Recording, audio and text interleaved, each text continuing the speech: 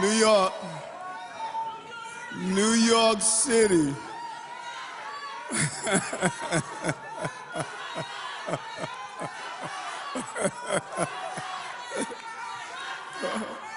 Love it, love it, love it. You know, Rich and your team, HTC is always in the house.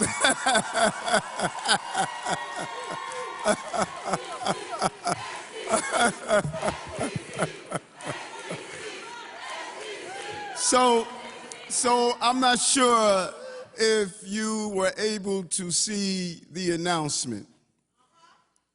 New York City, top of the world. We need to realize that. And even before I get started with my speech, Ingrid, can you stand, Deputy Mayor, First Deputy Mayor, Wright, Deputy Mayor Mira Josie, Deputy Mayor Maria Torres Springer, Deputy Mayor Williams Isa, Deputy Mayor Amazar, my Chief of Staff, Camille Joseph. These women, let me tell you something. You know, you may cut the umbilical cord, but that fluid that carries you is something that's spiritual and lasts a lifetime. I don't just like them, I love them. And this speech is dedicated to you. Thank you so much. My fellow New Yorkers, thank you. And thank you all for believing in New York City. Our city has always been about what is possible. A place where you can start a business, start a family, start a movement, make your mark. A place where you can just make it. 50 years ago, that happened right here in the Bronx. When a generation of New Yorkers created a new kind of music, hip hop. Now, a place once known for urban blight is famous for being the birthplace of the most transformative musical genre of all time, and a thriving community that is home to nearly 1.5 million New Yorkers from all over the globe. Here at Hostess Community College, it is also a place to find your way forward with a world-class education. Just like our very own Deputy Mayor Amizar, a proud Hostess graduate. Speaking of Hostess, I want to thank CUNY Chancellor Felix Montos Rodriguez and President of Hostess, Dr. Daisy Coco de Felipes, for having us here today. Give it up for them. Also want to thank all of our colleagues in government who work hard every day in Washington, D.C. and Albany to help us get stuff done for New Yorkers. Governor Kathy Hochul, Senate Majority Leader Chuck Schumer, Senator Kirsten Gillibrand, House Minority Leader, my good friend Hakeem Jeffries, who should be the Majority Leader in a few months, Congressman Jerry Nadler and the entire New York City congressional delegation, State Senate Majority Leader Andrea Stewart-Cousin, Assembly Speaker Carl Hastie, and I want to thank all our partners who serve in Congress, the State Senate, State Assembly, and City Council, including so many who were able to join us today. I want to thank, my sister, and I'm going to tell her like Mommy used to tell me, Speaker Adrienne Adams, I love you and there's nothing you can do about it. Love you and there's nothing you can do about it. Our mommies are looking down on us, sister. You know, who would have thought two Baysiders from South Jamaica, Queens, would be in this position of running this city? We can't fail. We cannot fail. And we're going to succeed. We're going to navigate New York City out of the crises that we are facing. And our other colleagues that are here, Bronx hip-hop DA, I love to call her Darcel Clark. Manhattan District Attorney Alvin Braggs, Bronx Borough President Vanessa Gibson, Manhattan Borough President Mark Levine, Queens Borough President Donovan Richards, Public Advocate Jamani Williams, my good brother and pioneer leader, Congressional Leader, State Representative Adriana Espaillat, New York State Attorney General, amazing Attorney General, where's Letitia? Amazing Attorney General Letitia James. Keep doing what you're doing. Leading from the front. Leading from the front. State Controller Tom DiNapoli. Watch our money. Make sure we get that money back here in the city. And all of you who have joined us, we want to say thank you. I want to also thank our administration officials for being here today. Some of them I just acknowledged, as well as our brothers and sisters from 32BJ, HTC, and all of our partners in labor.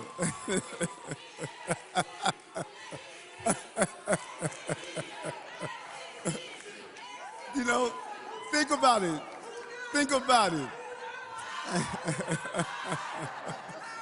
Think about it, folks. When we came into office 2 years ago, we had a clear mission: protect public safety, rebuild our economy, and make this city more livable. 2 years in, we are seeing real results. Crime is down, jobs are up, and every day we're delivering for working class New Yorkers. Just look at the numbers. We've taken over 14,000 illegal guns off our streets, driven down the number of shootings and homicides by double digits, gotten 4 million people back on our subways, and welcomed almost 62 million tourists back to our hotels, theaters, and restaurants. We have created 270,000 private sector jobs, worked with our brothers and sisters and laborers to get the pay and the benefits they deserve, and delivered long overdue raises for independent contractors, gig workers, and deliveristas. We unlocked billions for home repairs through the NYCHA Preservation Trust, drove down the cost of subsidized child care by almost 90%, increased public school enrollment, boosted test scores, and revolutionized how we are teaching kids to read. Good job, Chancellor Bank. We protected women's health and freedom by expanding abortion access that has been denied in other states, and extended individual liberty to those in the LGBTQ+ community with our landmark executive order to protect gender-affirming care in New York City. We built more parks, paths, and recreation spaces, got garbage bags off our streets and into bins, and removed miles of unsightly scaffolding that has darkened our doors and blocked our views. And we even allow hecklers inside my state of the city. What a great city we're in. What a great city we're in. We got all this done for New York City. And we did it while marshaling our entire city government to respond to the asylum-seeker humanitarian crisis. This was a team effort. And how we did it? We stayed focused, no distractions, and we grind. Stay focused, no distractions, and grind. Stay focused, no distractions, and grind. Stay focused, no distractions, and grind. And thanks to the hard work of this administration and millions of dedicated New Yorkers, the state of our city is strong. Far stronger than it was 2 years ago. I want to thank every hardworking New Yorker out there for help bring our city back from the brink. That includes members of our nonprofit sector, from stepping up during the pandemic to sheltering our asylum seekers. Their work has supported and defined our city. I also want to thank our city workforce for your dedication.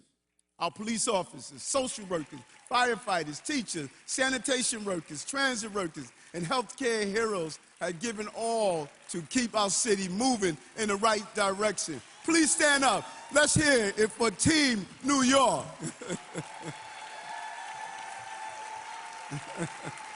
Love it. But let's be clear. This success was not guaranteed. It was not something that was automatic. We knew we had to work hard. When we came into office 2 years ago, our economy was in free fall. It was a focus that was so important. The global pandemic had decimated our business and emptied our streets. Crime was up, confidence was down. During our first month in office, in 1 week alone, we lost Detective Jason Rivera and Wilbert Mora. They were murdered. Multiple officers were victims of gun violence. And I remember sitting at a hospital where an 11-month baby was shot in the head and talking to her mother. Her mother inspired me. In spite of that pain, she believed in the city. And I knew when I walked out of that hospital that day, we had to do everything possible to make sure that we would make this city continue to be the safest big city in America. Commissioner Sewell and now Commissioner Caban, that's the mission we will live up to. It was hard not to give up hope after that week. New Yorkers was rightfully concerned about their safety, their security, and their families. Our first order of business was clear.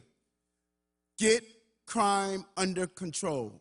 Keep New Yorkers safe and get back to normal after so much trauma and trouble from the pandemic. Our strategy is working. We have supported our law enforcement officers in every way possible, from improved training to higher pay and better benefits. We have surged police officers throughout our streets and our subways. And we are making progress on the fentanyl crisis, car theft, retail crimes, and more. Our city has gotten safer. But we need people to feel safe, too. New Yorkers should not have to worry about crime, disorder, and their quality of life. And they shouldn't have to worry about things like illegal smoke shops selling cannabis to their children. Legal cannabis remains the right choice for our city and our state. But New Yorkers are fed up with these illegal storefronts and their unlawful business practices. To get them shut down once and for all, we need Albany's help. I want to thank Governor Hochul and all our elected partners who are fighting to give us the power to shut down these illegal smoke shops. Give us the proper authority, and we will get the job done. We can close these shops down. New Yorkers must also be able to live, work, and worship without fear. But at this moment, many of us are still worried about hate crimes and the rising tide of anti-Semitism and Islamophobia. Hate has no place here in New York. And our police officers are committed to protecting every community. But I want to be clear. While we will always respect the right to peacefully protest, those who violate the law will be held accountable. We are committed to keeping the peace in every sense of the word. That is why you elected me as your mayor, and what I am determined to deliver for you each and every day. We will be safe. Public safety means public trust too. Our police officers are always held to the highest possible standards. But when a civilian brings a complaint, we must act more swiftly to resolve the matter. Right now, some internal discipline cases in our police department can take as long as a year to resolve, if not more. That is far too long. This year, the NYPD will further reform their internal case process to cut that time in half, setting stricter timelines so that cases do not languish for months, and eliminating redundancies to make government more responsive to the needs of our citizens. Public safety. Public safety is also about safer streets for pedestrians, cyclists, drivers, and delivery workers. New Yorkers welcome the future of transit and new electronic technologies. but we cannot have mopeds speeding down our sidewalks and forcing people to jump out of the way. We must also protect the drivers and delivery workers who show up for New Yorkers at all times of day and night, all kinds of weather. That is why we are in discussion with the City Council to create the Department of Sustainable Delivery, a first-in-the-nation entity that will regulate new forms of delivery transit and ensure their safety. We will combine work that is now spread over multiple agencies, establishing goals and guidelines on everything from traffic safety to corporate accountability. And while cutting down on our city's carbon footprint, this department will also build on the work we have done to protect New Yorkers from the dangers of lithium-ion batteries. Our administration banned the sale of uncertified e-vehicles and refurbished batteries. But with the Department of Sustainable Delivery, we will be able to do much more, including educating riders and enforcing safety standards for lithium-ion batteries. New Yorkers must know that their city is looking out for them because traffic safety is public safety. New Yorkers care about public safety first and foremost because it is the foundation on which our prosperity is built. It is a simple formula. When crime goes down, jobs go up. When crime goes down, tourism goes up. When crime goes down, our quality of life goes up. And when all these things go up, there's no stopping New York City. Trust me. So, crime down, jobs up. When I say crime down, you say jobs up. Crime down, jobs up. Crime down, jobs up. Finally, something 8.3 million New Yorkers can all agree on. We now have the most private sector jobs in the history of this city. Great job, Deputy Mayor Maria Torres Springer. 4.1 million jobs. New York City has recovered all of the private sector jobs we lost during the pandemic, more than a year ahead of projection. 1 in 6 New York City businesses has opened since the start of this administration. Our city is determined to support our entrepreneurs. And with our record-setting $75 million Small Business Opportunity Fund, we have been able to do just that. Great job, Commissioner.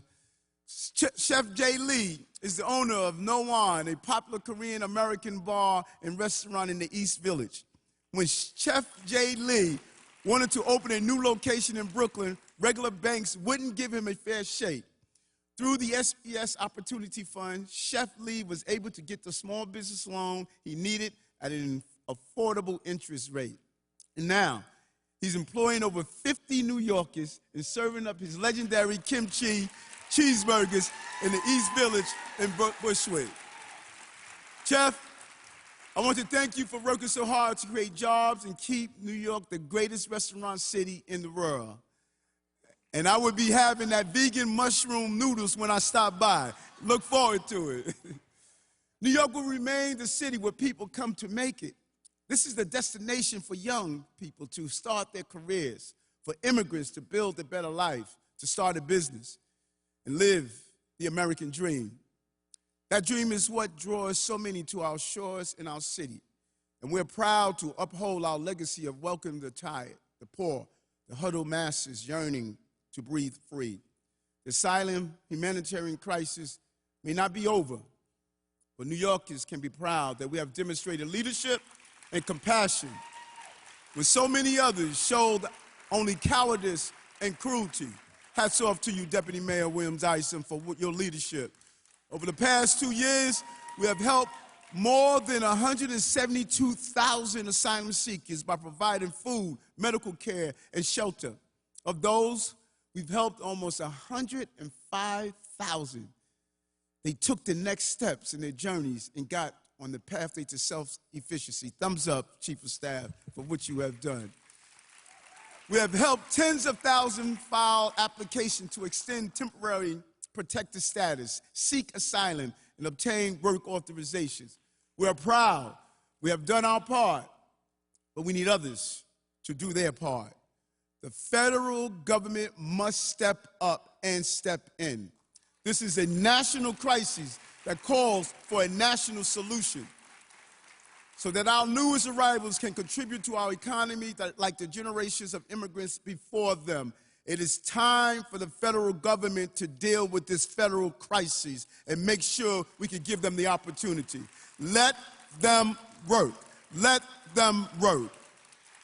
The same harbor that has welcomed immigrants in the past will be a place of even more opportunity going forward.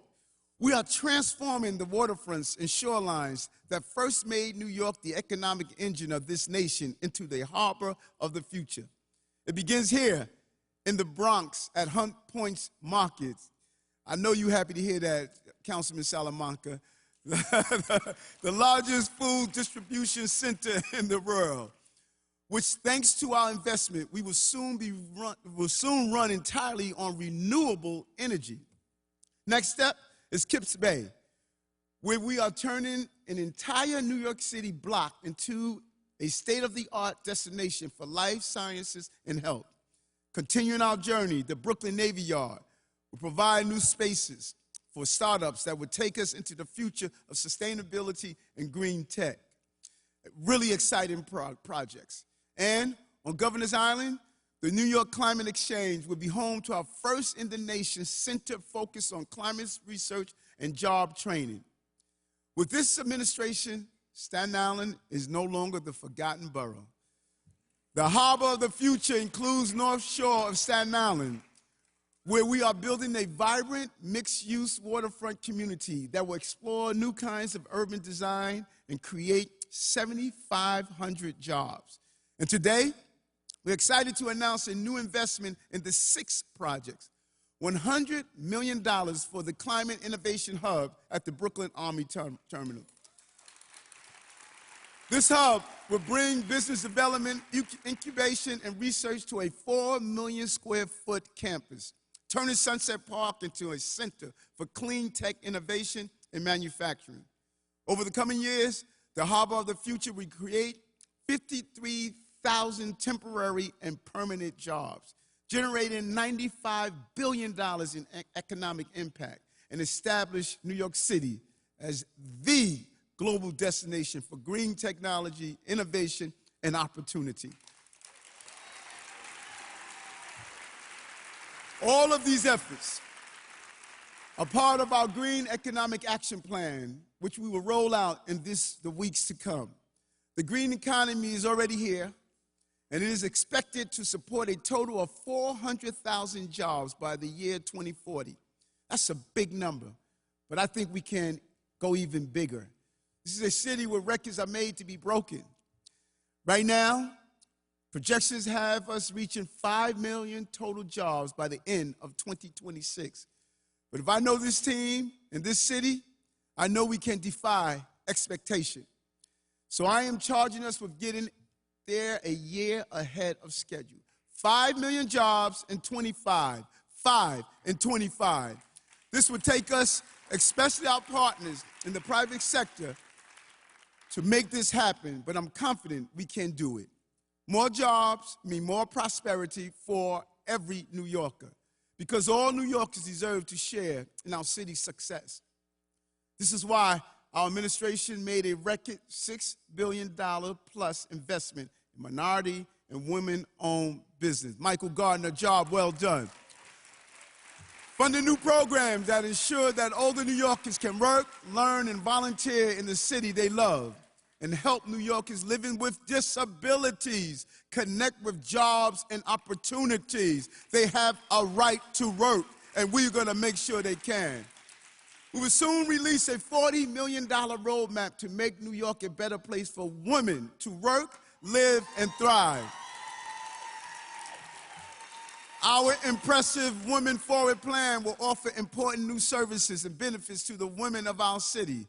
That would include expanded access to maternal mental health care, improved screening for postpartum depression, and help for women in need, including domestic violence survivors, women in shelters, and women leaving incarceration.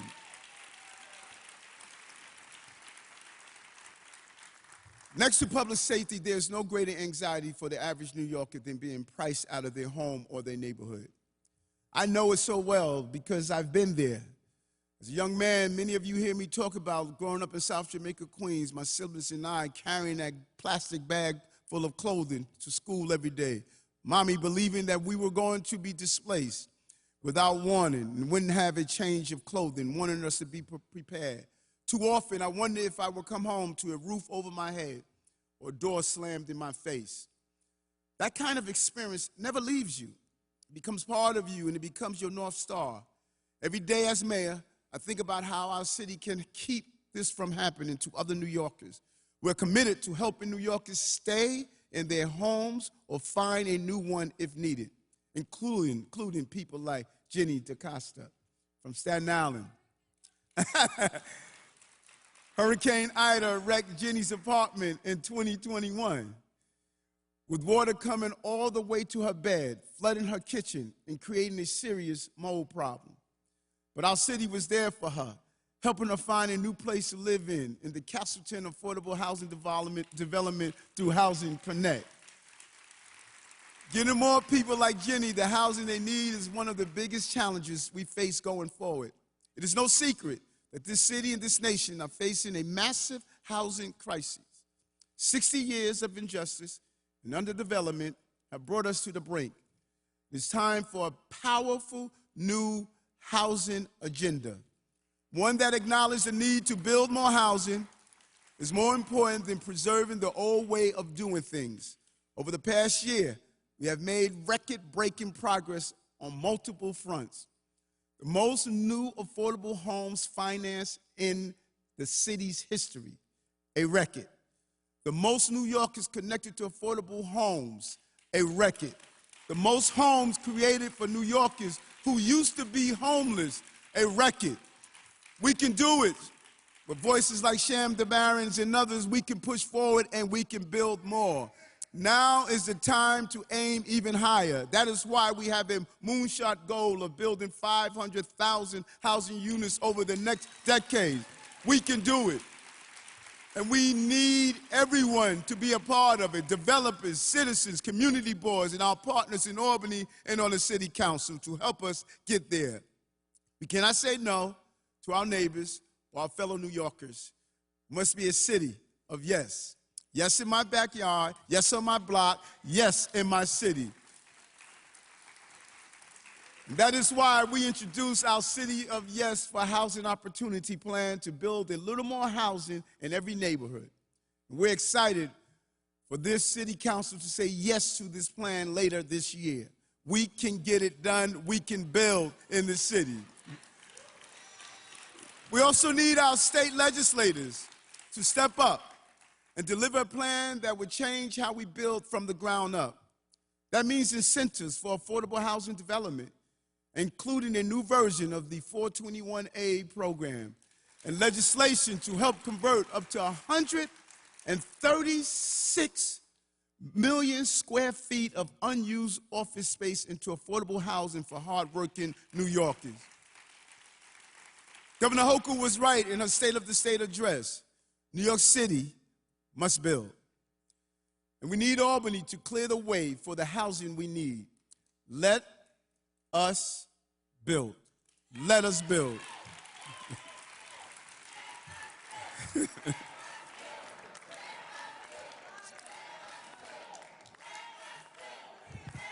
Love it, love it, love it. Our next big initiative is 24 and 24. In 2024, our housing agency will advance 24 development projects on public sites to create or preserve over 12,000 units.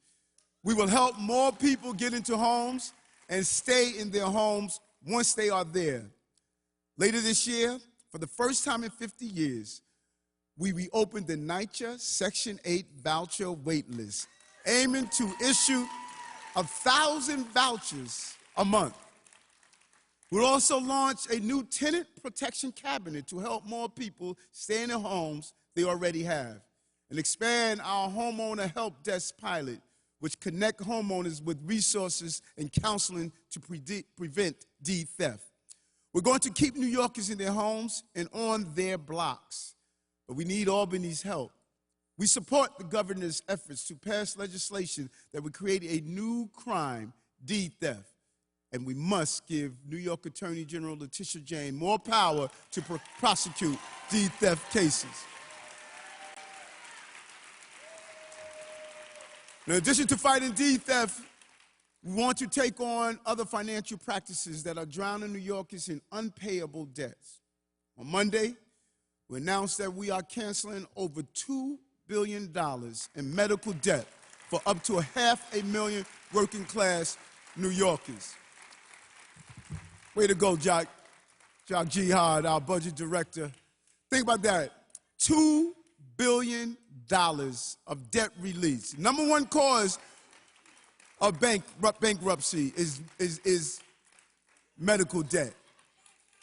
This is life-changing, a life-changing policy that would keep money in New Yorkers' pockets. Families should not have to choose between food, heat, rent, and paying down their medical debt. Thanks to this administration and RIP medical debt, that would not happen to them. We'll partner this one-time debt forgiveness with support to stop New Yorkers from getting loaded up with medical debt. We're going to invest in having on-site financial counselors within hospitals across New York City so that New Yorkers can stay out of medical debt in the first place. That's the goal. So all part of this administration's strategy to go to the source of ongoing problems, making changes upstream to create better results downstream. Nowhere is that more important than our schools. This past year, we launched New York City Reads, an updated curriculum that teaches our kids the fundamentals of reading, including how to decode words. It used to be called phonics, but today it is known as the science of reading. This is more than a curriculum change. This is a reading revolution, a revolution that is helping children like Dallas Bowie, a fourth grader at PS 325 in East New York. Dallas used to be shy, and she struggled to read. But thanks to New York City Reads, her teacher, Miss Desiree Easton, was able to give her the guidance and coaching she needs.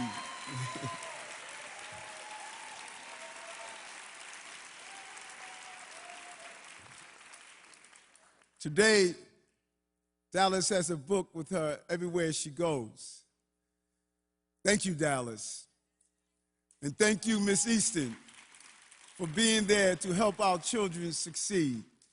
Nothing's more powerful than a teacher that loves you and nurtures you and give you the support that you deserve.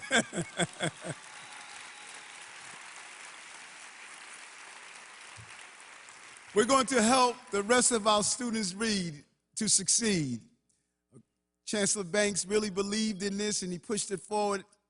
And New York City Read is already in over 90% of our early childhood systems and across nearly half of our K-5 classes. And starting this September, this curriculum will be used in every early childhood and elementary school across our city. This month, Governor Hochul announced that she is also bringing the science of reading to every school across the state. New York City has long been a leader when it comes to world-class public education. But we want to do more, including making sure our young people can seamlessly transition to college or the job market. We're giving students a head start with our summer rising and our summer youth employment programs. And we are equipping them with paid work experiences, career discovery programs, and professional mentorships. Let's continue the success we've seen in our schools so far, with higher reading and math scores outpacing the state by extending 4 more years of mayoral accountability. Listen, we gave it to 2 guys that went to Boston school system. Give it to 2 guys that went to the public school system. Let us have it. Let us continue our success. We know our academic preparation is essential to our children's future, but so is mental health. We're proud of all we have done to promote mental health in and out of the classroom. Last year, Dr. Fassan in the Department of Health and Mental Hygiene launched Team Space to help young people connect with a licensed therapist over phone, video, or text. So far, over 1,500 children have used this service, and we will continue to get our students the help they need and the work in the way that they want it. We also need to protect our students from harm online, including the growing dangers presented by social media. Companies like TikTok, YouTube, Facebook are fueling a mental health crisis by designing their platforms with addictive and dangerous features. We cannot stand by and let big tech monetize our children's privacy and jeopardize their mental health. That's why today, Dr. Fassan, Ashwin Fassan, is issuing a Health Commissioner Advisory, officially designated social media as a public health crisis hazard in New York City. Great job. We are the first major city in America to take this step and call out the danger of social media like this, just as the Surgeon General did with tobacco and guns. We're treating social media like other public health hazards, and it must stop. We must ensure that tech companies take responsibility for their products. You'll be hearing more about this in the future. We are going to correct this crisis that's facing our children.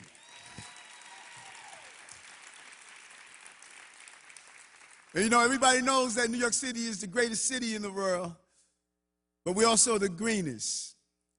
Thanks to our transit and our density, our city has a head start on sustainability, and we don't intend to give it up.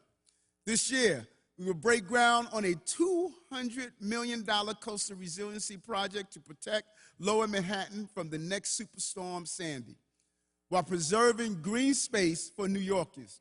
We're also protecting our city from flash floods and extreme rainfall by extending water management infrastructure to every corner of the city, including rain gardens, drainage ponds, and holding tanks that would keep our streets cleaner, clear, and our basements dry. We have secured $450 million from our federal partners to build a more resilient New York. Mira Joshi, she just loves bringing home that money. And great job, Rick Agarwala and the DEP. This is part of a record $1 billion in federal infrastructure money that will go to build a better city. Great job, team. We are committed to keeping our city safe and resilient, but also beautiful and enjoyable. From clearing out the illegal vendors who were overcrowding our Brooklyn Bridge to getting building owners to finally take down decades-old sheds, to planting over 60,000 new trees. We are creating a more vibrant, open, and accessible New York City for all to enjoy. Working with our partners in the City Council, we established Dining Out NYC, creating clear rules so outdoor dining setups work for restaurants, for diners, for neighbors, and for our streets. Most importantly, we kept those streets cleaner than ever with major new initiatives around trash containerization and rat reduction. Great job, Commissioner Tisch. By moving those mountains of black bags off the sidewalk, our city closed down the all-you-can-eat rat buffet once and for all. And as a result, we're seeing major reduction in rat complaints across citywide. That's right, the rats hate us. They're moving on and moving out.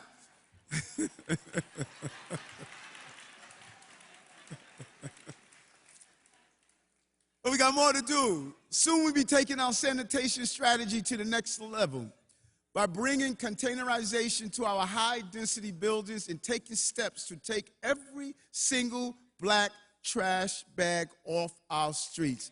Every single bag. getting outdoor dining done, getting scaffolding down, getting bags off our streets.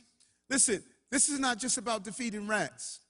This is about reimagining the urban experience for all New Yorkers.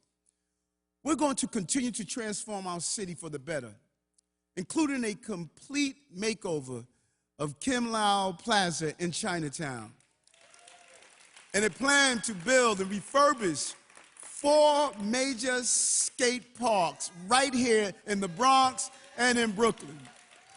Real victory for our young people.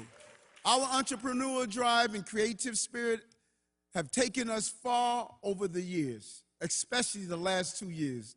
But we have a long way to go in so many ways.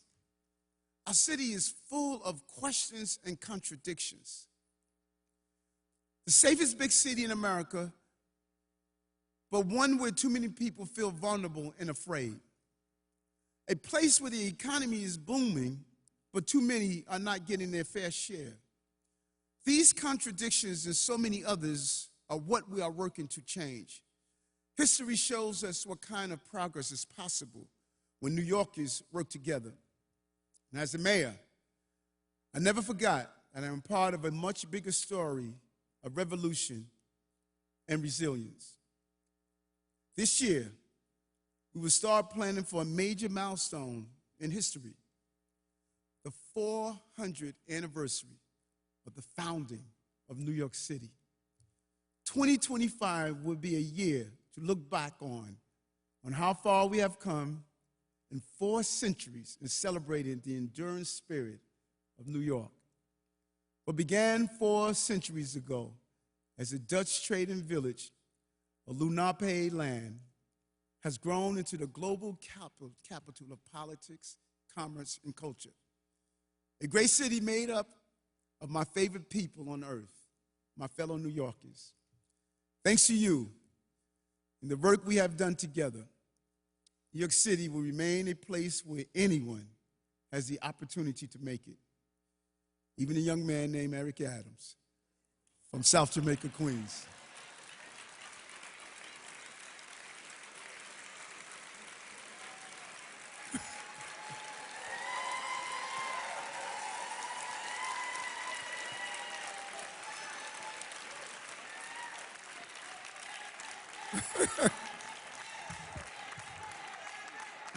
We got to get your photo, Adrian.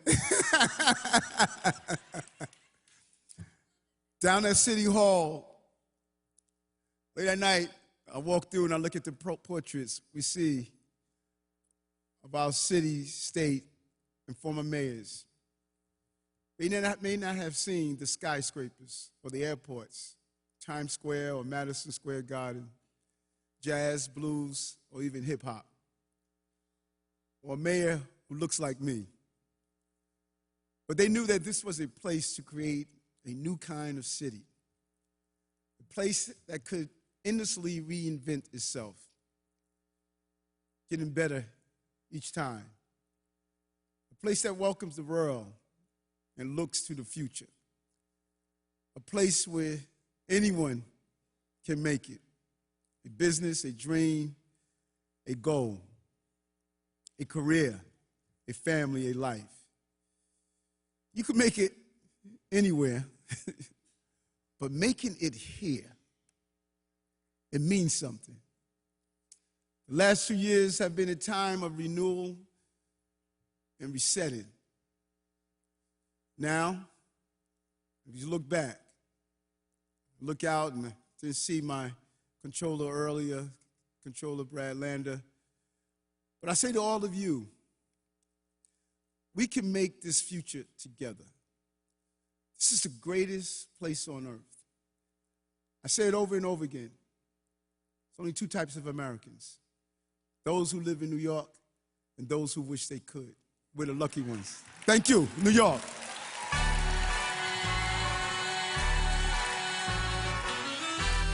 There are only 2 types of Americans: those who live in New York and those who wish they could. Start spreading the news. You've been listening to Mayor Eric Adams delivering his 2024 State of the City address from the Hostos Community College in the Bronx. We're going to bring you a full report on his speech coming up on CBS 2 News at 5 p.m. This has been breaking news.